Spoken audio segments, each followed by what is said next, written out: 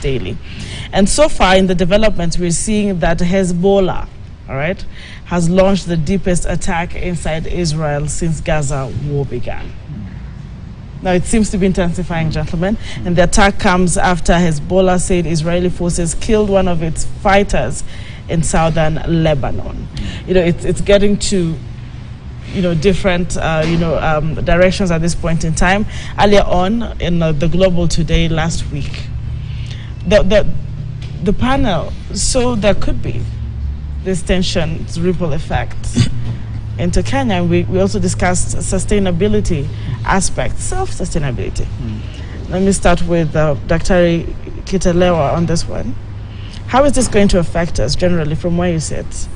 Will it even in the first place have an effect in your through your lens?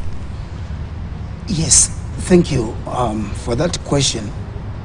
From where I sit, the Israeli-Iranian conflict will have spillover effects to other nations in the world, and Kenya is no exception. In that, as Israel and Iran continue fighting, we are most likely going to have people taking sides, or other nations taking sides. So as other nations take sides, other nations will continue to sympathize with either side. And that is a very dangerous phenomenon to the global community. It will definitely affect the global community economically. Eventually, if not hampered, it can affect the global community politically, and socially, it will also affect the global community, in that the Israeli-Iran war its origins are historical, and also there is a religious aspect involved. Now, religions are scattered globally, and if religious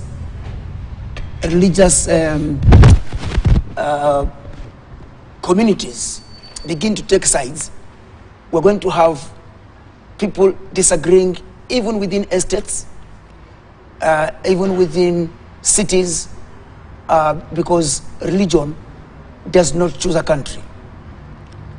People have the freedom of worship, and therefore we have religious affiliations globally. All right. Yeah, so that's what I'm saying. We need to have different stakeholders to come together to mediate in mitigation of the Israeli-Iran war. And I want to advise and recommend that the global community should move away from the track one diplomacy, which is basically state-centric, based on realism. Rather, they should also take a leaf from the track two diplomacy, which is based on non-state actors. Non-state actors should be invited and included in the peace process or the mediation process to bring out an end to the Israeli-Iranian war. For example, because I've mentioned about religion, we should look at eminent religious leaders, both from the Christian side and from the Muslim side and from other religions, coming together to sit together with the track one diplomatic personnel to look for ways and means of resolving the Israeli-Iranian war. All right, because thank you very much. Because speaking on the economic factor, I think that's where most countries and Africa as a continent is more focused on. I know we have Sokoni tomorrow, but let's just have a glimpse of what you think as experts. Because they're saying that African economies have been absent from the global markets due to high interest rates for months. But so far, the World Bank is speaking on the Middle East war that they're saying could spook global markets. Because we do know that oil is a very key factor in economic development. So when they bring in this aspect of the concern that the Middle East could reverse the gradual opening up of global markets, which saw Cote d'Ivoire, Benin, and Kenya, of course, issue Eurobonds to, of course, they're saying at the start of 2024, after close to 24 months of the continent's absence from the global markets. In fact, we took that Eurobond just the other day. And it is an expensive one when you hear economists. So is the world working against Kenya or Africa in this regard? Okay, the Israel-Iran conflict or crisis at this point definitely will have the economic ripple effect because of, like you rightly said, oil prices, and oil drives many economies. Oil being one of those products that most countries in the developing world and the world over, the drivers of economy.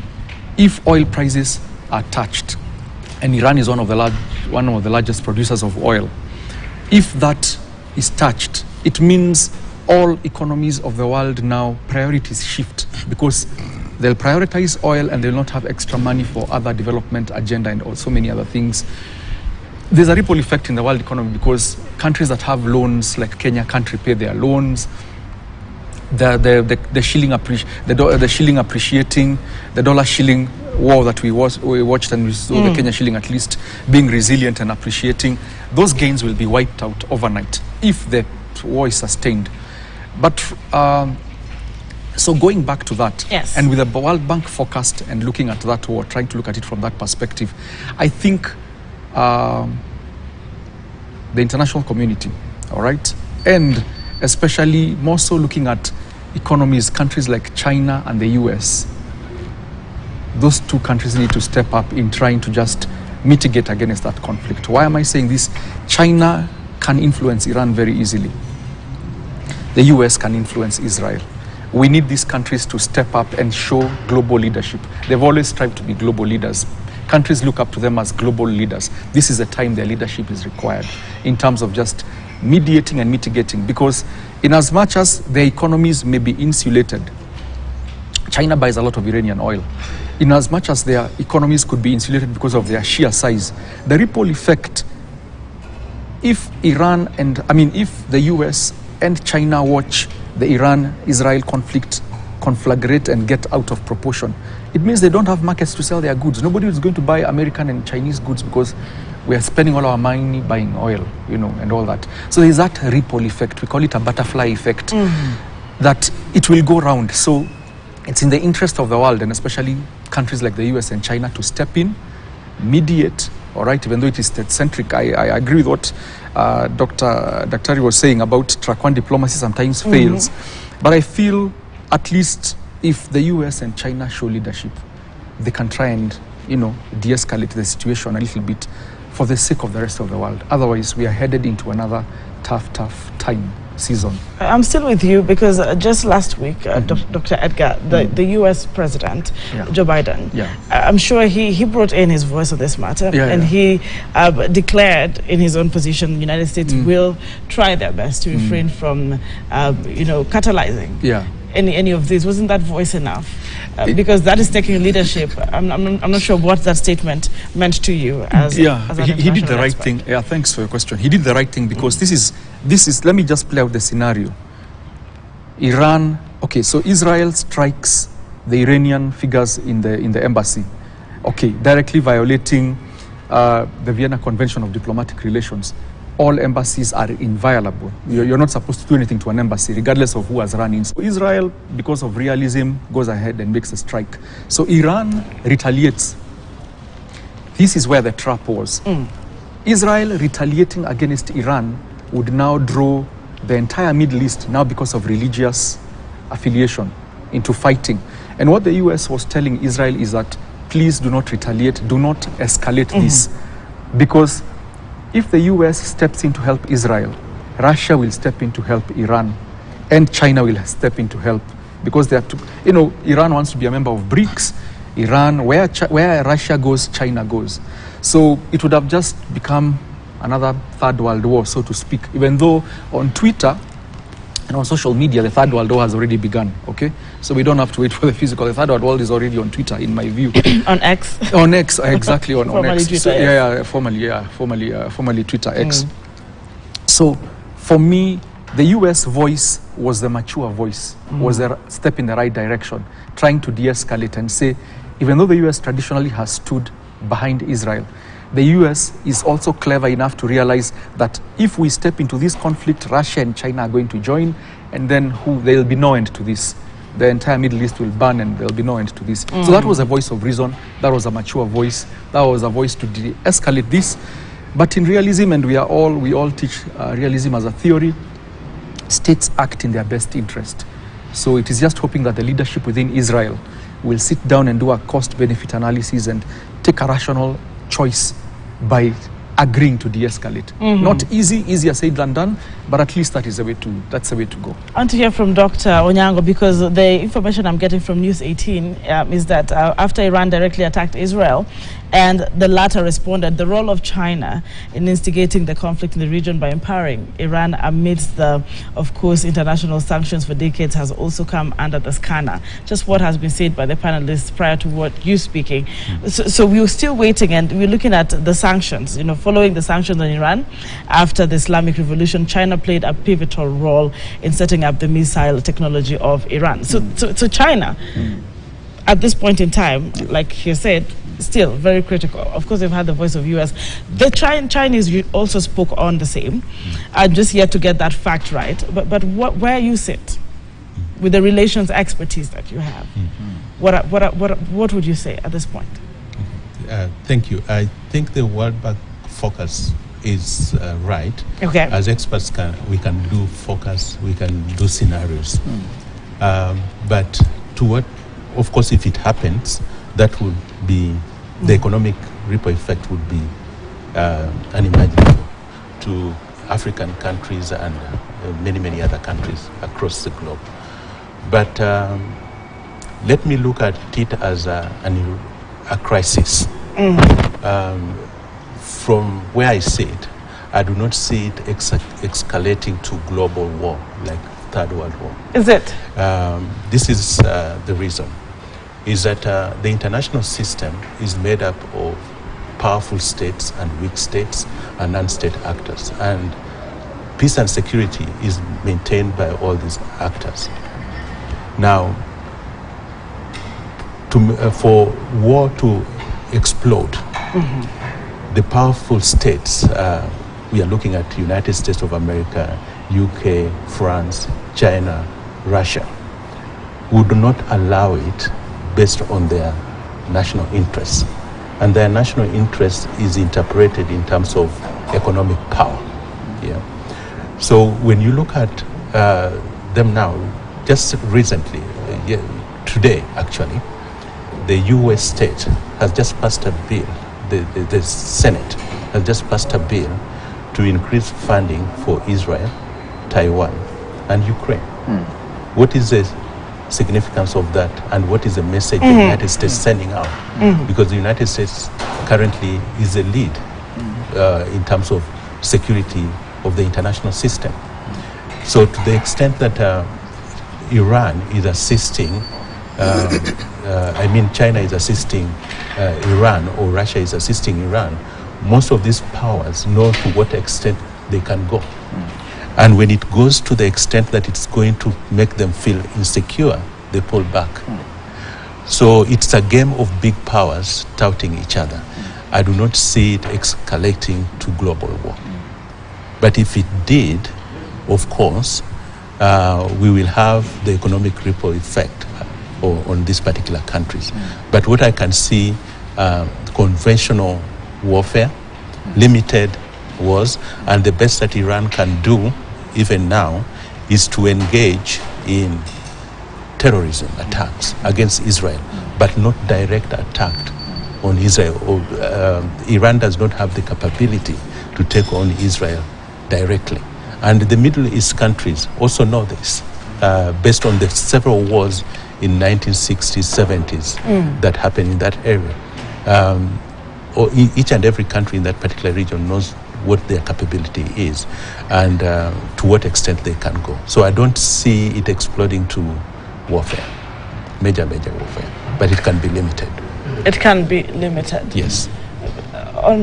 Professor, just speaking from what Dr. Onyango has said, what would be, he's saying he doesn't see any possibility of this getting to what they would say probably a World War III. Yes, I hear him, and I want to agree with him to some extent, in that we have what we call the veto powers, the veto-powered states. As rightly mentioned, we have the US, the UK, the USSR, China and France. These 5 permanent members of the United Nations have what we call veto powers. They have got majority voting rights within the United Nations. And by virtue of that, no motion, no resolution can pass within the United Nations if any of the 5 permanent member states endowed with the veto powers say no. In other words, their vote, the vote of the 5 permanent member states of the United Nations endowed with the veto powers surpass the 188 member states of the United Nations. So the point I want to bring home is this. If the 5 permanent member states of the United Nations can sit on a negotiating table and they soberly say, look, the security, the global security is in our hands. The global community or the global economy is in our hands. If they can use their adversity to reason together, in my opinion, there can be an end to the Iranian-Israeli tension. But if they maintain hardline stances, I'm afraid we might have sympathizers or nation states taking sides, forming alignments, and as such, we are headed for a global security crisis. Global security crisis. Gentlemen, I want us to end this conversation and get into another very key, important conversation, because when you speak of conflict, countries like us, in fact, every country, and if in that same light, it's still a dark hour for Kenya. Having lost the general of the Chief Defense Forces, General Ogolla, now the Lord rest his soul. We'll talk about his critical position. Kenyans also need to understand what role he played, why this position is very important, why in terms of relationship with other countries we need that position filled with an equally competent person. But what I'm seeing here is that Iran launched drones targeted at Israel, so that people have at least a view of what we're talking about, on the 9th of April 13th. In what Iran says was a response to the April 1st Israeli strike on its consulate in Damascus, the capital of Syria. Because there are people who are trying to figure out, why is this conversation on and why did it start? Now, on Thursday, an Iranian commander said Tehran could review its nuclear doctrine amid Israeli threats, raising concerns on Iran's nuclear program, which it has always said was strictly, gentlemen, for peaceful purposes. Now, what would be your closing remarks on this? Because seemingly there is a position of, we did not want war in the first place. You pushed us. Yeah, thanks. It so happens that for my master's thesis, I researched on Iran and their nuclear ambition. Yes. That's what I researched on for my master's thesis. And in my thesis, my hypothesis was that if Iran pursues and is able to get nuclear weapons, that will lead to an international conflict of some sort. Iranians are Persians. Persians believe they are more superior to Arabs. So Iran's agenda in the Middle East is to be the hegemonic or the strongest or the biggest power in the Middle East. That's why what Iran has been doing to Israel through Hezbollah and Hamas for many years is just trying to, throw its weight. In my view, if Iran reviews, it has been hit with many sanctions over the years so that it does not continue weapons development to nuclear weapons. It has walked away from the table a number of times. If Iran blatantly reviews its nuclear doctrine, like you have said, trust me, Russia, China, and I like what Dr. Kitili said, when their interests are threatened, all right, remember North Korea has gotten these nuclear weapons through the back door. The world is not about to watch, the Security Council is not about to watch Iran getting these nuclear weapons. But if they threaten to review that doctrine, I have a feeling they will call for, they already have over 400 sanctions from the US and the UK.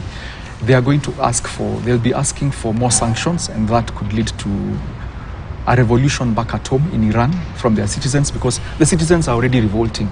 The Ayatollah Khamenei's regime is clamping down on the citizens in a view of trying to just get people to line up to their religious doctrine. So Iran's pursuit of nuclear weapons is detrimental to its own interests and the interests of the Ayatollah regime to remain in power, in my view. And I know the US, Russia, China do not want a nuclear-armed Iran, because the possibilities that when the genie is out of that bottle, the Middle East will burn.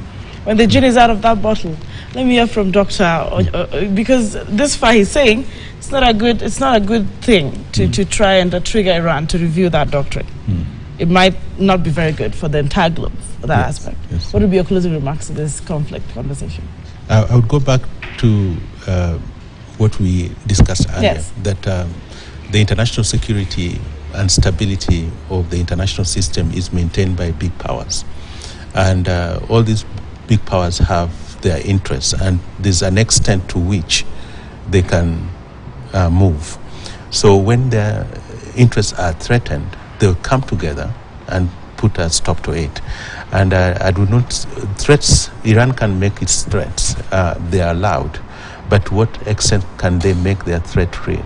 That is goes to the table of the Big Five, the members of the Security Council, who maintain the international security and stability of the international system. All right. Yeah. Professor, as we close and get into another conversation. In my view, I will still go back to the fact that the Israeli-Iran tension is about balance of power. Now, where there's balance of power, it's about economic power, it's about military power. If those two aspects are strong, then it's very difficult to fight against such a system. So in that case, therefore, I think it's important for some kind of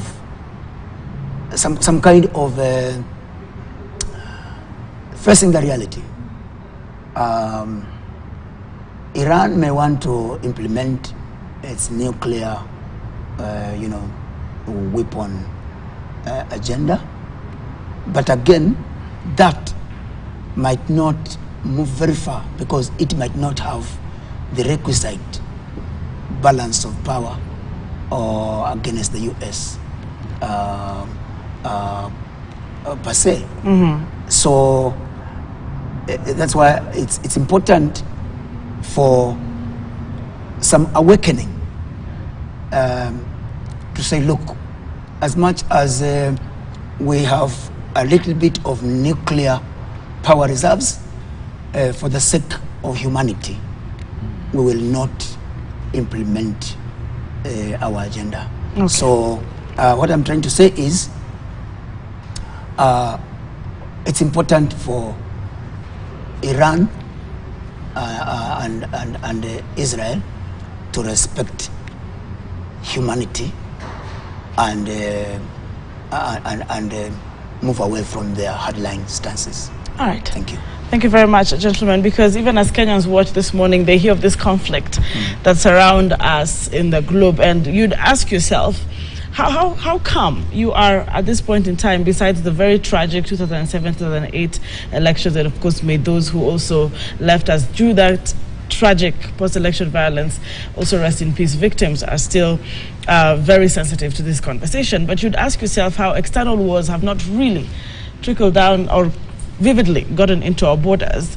There are men and women in uniform who have actively ensured that this country is protected within its borders in the way they relate to the other countries. And during his nearly 4 decades of service, according to the information given in the East African Daily, the late General Ogolla was a valuable partner in the Kenya-US relations. And you want to understand why we're discussing him right now? It's because there is the conversation around his succession.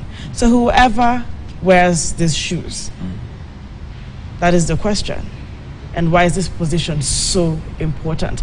Let's start with the profile of the late General CDF, who passed on Thursday, laid to rest on Sunday. And then we can pick it from there, the past generals, and why this diplomacy is very important. Let's take a look.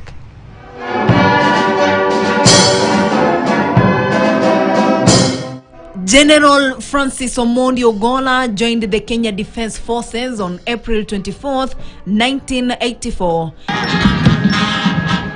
and was commissioned as the second lieutenant on May 6th, 1985, serving in the Kenya Air Force. He underwent training as a flight pilot and as an instructor pilot at the Kenya Air Force. Rising through the ranks, he eventually became the commander of the Kenya Air Force and then the vice chief of the KDF before assuming command of the military in early May. That I will be faithful and bear true allegiance to the Republic of Kenya. His appointment by President William Ruto was surprising to some due to past political tensions, but he was selected for his qualifications. Ogolla has a diverse academic background, including a diploma in international studies and military science from Egerton University, a Bachelor of Arts in political science, armed conflicts and peace studies, and a Master's of Arts degree in international studies from the University of Nairobi. Ogolla, who has died at the age of 61, has been instrumental in enhancing the effectiveness of the Kenya Air Force and the Kenya Defence Forces through various training programs and operational strategies. Outside of his military career, he has held leadership positions in organizations such as the Military Christian Fellowship and the Association of African Air Chiefs.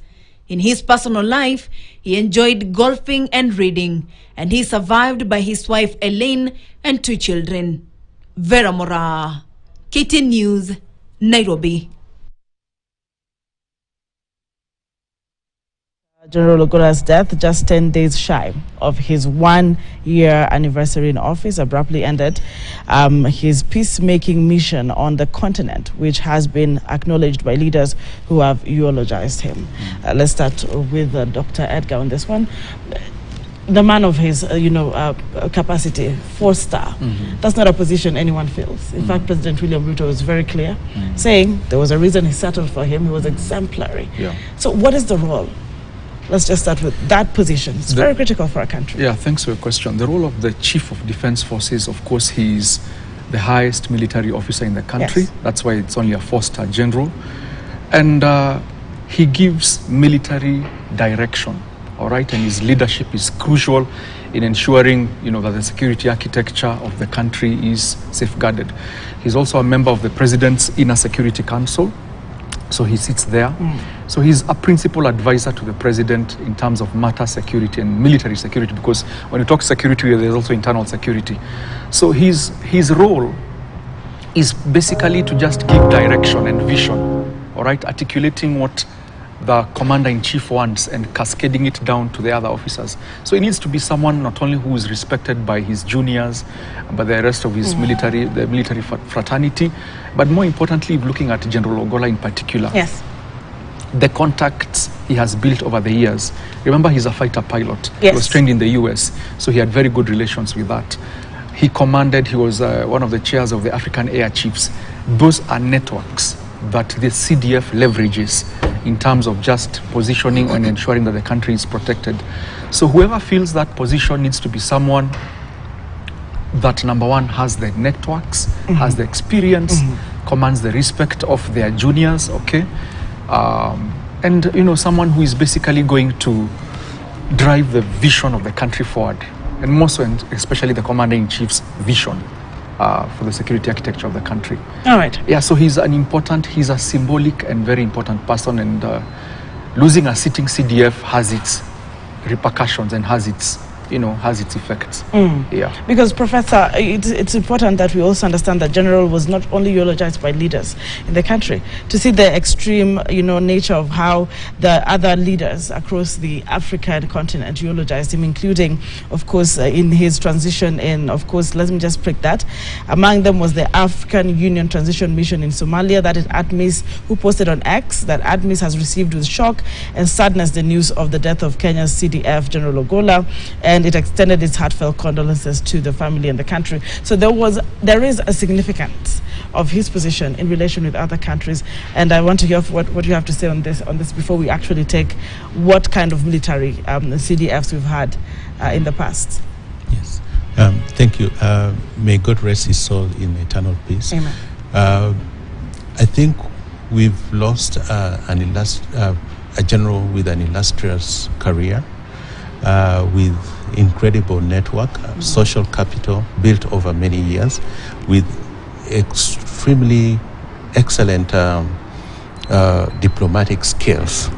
It's unfortunate that Kenya has had so many illustrious people like General Ogolla, and we hardly recognize them. We only recognize them in death. And Kenya is actually blessed to have such people, and General Ogolla's death has actually reminded us, and has always, as we have always been reminded, that we need to sort of invest in our people heavily, because we have people with social capital, network, and skills to take us to places. So his death is very unfortunate. What we need to know is that whoever takes over should be a person who can take us to higher heights, like he was doing. Of course, the president has said that he has left behind a very good program to revitalize the Kenya Defense Forces. All right. And we all hope that his plans will remain and will be implemented as he had put them in place. His role was to secure the country, and of course the leadership position requires somebody with skills who can unify the military, and he did that very well. So we hope that whoever will take over will do the same. All right. Yes. I want to hear from Dr. Kitelewa, but just to give you also a little bit of the background, because Kenyans will say, why is this so celebrated? Yes, and under him, KDF was actively involved in the EACRF, which is supporting the Congolese army in its effort to combat the M23 or M23 rebels. According to the officers who worked closely with General Ogolla, he never, of course, shied away from acknowledging the strides achieved by the troops. In fact, he visited Somalia in April last year, with his trip coming against a backdrop of sustained attacks Al-Shabaab militants in Jubaland and Southwest. There's a lot more that he did than just knowing him as the general. Kenyans might want to understand that. Dr. Kitalewa, before you speak, allow me to just also share with the Kenyans and look back in history how we have organized our general positions in the past. And Kenya has had about 11 heads of the military since independence, from Major General Robert Penfold to General Francis Ogola, who was laid to rest on Sunday. Now, retired General Daudi Tonje, who served from 1996 to 2000, is one of the most iconic military chiefs due to his reforms in the military, among them the succession structures overseen by the National Security Council. Well, let's take a look at this history recap of Kenya's military bosses since independence. Kenya na amiri jeshi mkuu majeshi yote ya ulinzi. Chief of Defense Forces, abbreviated as CDF, is the highest rank one can attain while serving in the Kenyan military. The CDF is the head of the military, which is made up of 3 wings: the Kenya Army, the Kenya Air Force, and the Kenya Navy. The Kenyan military has been headed by 11 men since the country gained independence. The first was Major General Robert Bernard Penfold, who was appointed by the founding President Jomo Kenyatta. Major General Penfold from the Kenya Army served from November 1966 to May 1969. In June 1969, Major General Joseph Musimi Ndolo was appointed Kenya's second military chief, succeeding Major General Penfold. Major General Joseph Ndolo became the first African to head the Kenyan military. His reign lasted for only 2 years, as it came to an abrupt end following the 1971 coup attempt. Major Ndolo was succeeded by Major General Jackson Mulinge, who was the first to hold the position of Chief of General Staff and served the longest between 1971 and 1986. Major General was Kenya's first 4-star general. Mulinge was succeeded by General retired Mahmoud Mohammed, who served as the Chief of General Staff for 10 years, from 1986 to 1996. General Mohammed is remembered for his role in neutralizing the 1982 attempted coup when he was the Deputy Army Commander. In 1996, Kenya's second president, the late Daniel Arap Moi, appointed the retired General Daudi Tonje to replace Mohamud as the Chief of General Staff. Tonje is one of the most iconic and most celebrated holders of the office, owing to his push for reforms. Some of the reforms include the establishment of the Defense Staff College and the Kenya Defense Force Medical Insurance Scheme. He also pushed for change that would see cadets at the Armed Forces Training College, now referred to as the Kenya Military Academy, attain university education, leading to a degree in military science. Daudi Tonje was succeeded by retired General Joseph Kibwana in 2000 and held the position until 2005. General Kibwana became the first Navy officer to occupy the office of the Chief of General Staff. He oversaw a smooth transition of power in 2002 when the late President Moi handed over power to Mwai Kibaki. In 2005, General Jeremiah Kinga from the Kenya Army was promoted and appointed Chief of the General Staff by President Mwai Kibaki, taking over from retired Joseph Kibwana. He served from 2005 to 2011 when he handed over the mantle to General Julius Karangi from the Kenya Navy. Consequently, General Karangi became the first officer to hold the new position of Chief of Defense Forces, as provided for under the 2010 Constitution. He is also the general who led the Kenyan troops to war in Somalia under the operation code named Linda Nchi in October 2011. General Karangi was in 2015 succeeded by General Samson Mwatete of the Kenya Navy. 5 years later, in 2020, President Uhuru Kenyatta appointed General Robert Kibochi as the new military boss. Kibochi attained retirement age in 2023 and he was replaced by the late General Francis Ogolla from the Kenya Air Force. Having served just close to a year, Ogolla is Kenya's shortest serving military chief and the first to die in office. Lieutenant General Charles Kahariri from the Kenya Navy, who was named the new Vice Chief of Defence Forces on March 8th, is likely to be Kenya's new military boss, going by General Tonje's rules, which provide for rotation of the post between the Kenya Air Force, Kenya Navy and Kenya Army. Well, a legacy, well put. Thank you very much for that report. But Kenyans are now asking, who next? We're not security experts, but we understand that international relations and bilateral relations are very important. So the next person, you've seen what Ogolla did, and in his position, how he interacted with the other countries. But the process of selecting the next chief of the defense forces has kicked off in earnest, with the National Defense Council, the top decision-making organ of the military, holding meetings to decide the best candidate to fit into the boots left by General Francis Ogolla, who died last Thursday in a chopper crash. Among the top candidates being considered for the job are the four, that is lieutenant generals in the Navy and the Army. All right, that was a story that was, of course, in detail yesterday night. I want to get your closing remarks on this very crucial position. Start with Dr. Samuel Kitalewa in just a minute each as we close this conversation. Yes, thank you. It is sad that we lost General Ogolla. May his soul rest in peace.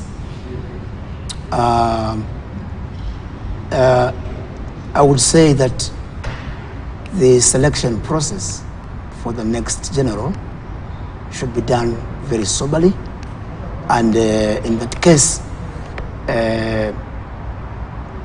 we should look for somebody who has the requisite academic training as well as experience in accordance with our constitution, and of course other qualifications must be looked into. This person must be able to sell Kenya in the global community like the just left general.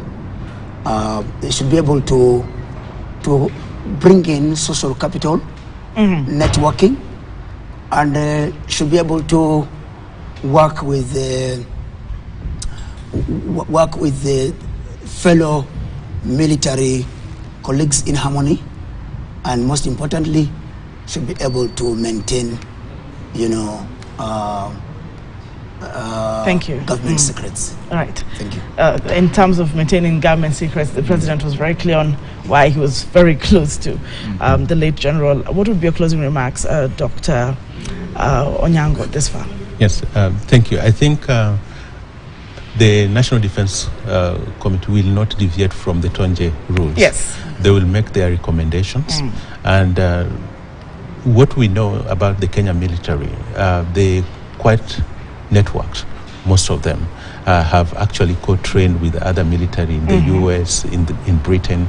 So that is not a problem. And I think whoever will succeed General Ogolla will also maybe have the same network and social capital to move the military forward. So we are not afraid with regard to that. I believe that the military will do due diligence, that whoever they select does the good work that General Ogolla had started. What we may not get is the leadership skill that General Ogolla was bringing in terms of being in touch with his own soldiers to the lowest level, going to train with them. That was unique. That we may not have, but I think the success will be, the succession will be okay. Will go smoothly. We're confident. Yes, So, yes. Dr. Edgar, in just 1 minute. Yeah, thanks. I think I agree with Dr. Onyango. They will not deviate from the Tonje rules. Yes. So my expectation is that it will definitely be someone from the Kenya Navy who will take over. So we're talking about either Lieutenant General Kahariri or Jimson Mutai, the NDC, the NDU Vice Chancellor, Lieutenant General Mutai. So all these soldiers are well trained and by the time they get to that rank, they are promoted basically on merit. So I believe they have the connections and they have what it takes. For me going forward, it's also an appeal to the KDF fraternity to also give whoever is given that opportunity, to give him a chance to also, impart his own vision, because The danger of filling in attempting to fill in General Ogola's shoes is that you may not be able to fill them in, and you cannot be him. So come with your own vision, whoever it is going to be, get the support from the rest of the military, and secure Kenya's security architecture, and let's move forward. Yeah. Well, the fact remains we cannot get an exact General Ogola, but we are confident that the system as placed in our constitution and the military and the Tonja rules will be followed to the latter, and Kenyans should not be in panic whatsoever about the country's security. Thank you very much, doctors and honorable panelists, for being part of this conversation this morning. It's very important that we answer questions of the global, nature, as Kenyans are equally invested in exporting labor, working abroad, studying abroad, and of course, marrying abroad. My name is Anki Dorisambat. We will have this session again tomorrow, same place, same time. But I'll leave you with this food for thought. In fact, I have been thinking about it. That when the men in uniform go in there, in these very risky areas, in the line of duty, put their lives right before ours, all right, in terms of just sacrificing each day to protect this country, have you ever thought to appreciate them? Perhaps take to X today, all right, or Facebook or social media, and appreciate this man in uniform. Have a good day. Thank you for watching KTN News. This has been Morning Pride.